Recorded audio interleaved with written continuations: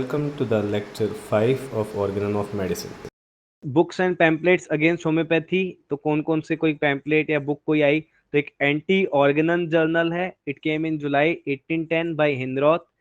Anti homoeopathic archives हैं by Simon. Works of darkness in homoeopathy by Prof सेक्स। Okay, next fundamental cardinal principles homoeopathy, so 7 है।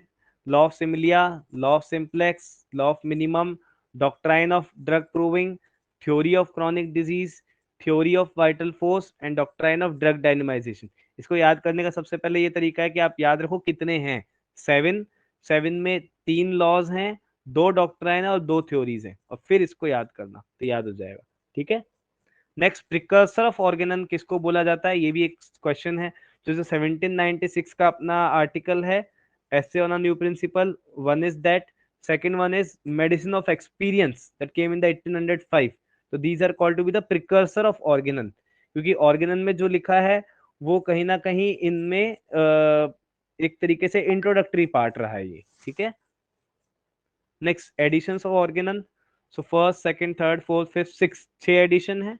Name of book change हुआ है, तो name of book आपको याद रखना है। फर्स्ट वाला Organon of rational medical science, then second Organon of the healing art जो कि 5th तक रहा, एंड 6th वाले का नाम है Organon of medicine. Number of aphorism आपको याद रखने हैं और year of publication. So number of aphorism first वाले में 271, देन सेकंड वाले में 318 और थर्ड वाले में 320 है। बट ओरिजिनल में ये 315 और 317 थे। एक्चुअली वो हैंडमैन ने कैलकुलेशन में गलती करी है, ठीक है, तो इसलिए वो 318 320 तक हो गया।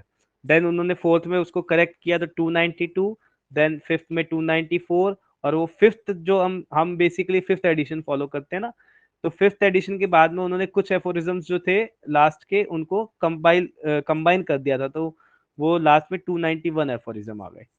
ईयर ऑफ पब्लिकेशन तो आपको ऐसे याद रखना है 10, 19, 24, 29, 33, और फिर सिक्स वाला 1921 में। तो 18 सारे 19 सेंचुरी वाले हैं फिफ्थ तक, तो आपको 10, 19, 24, 29, 33, देन सिक्स वाला 1921।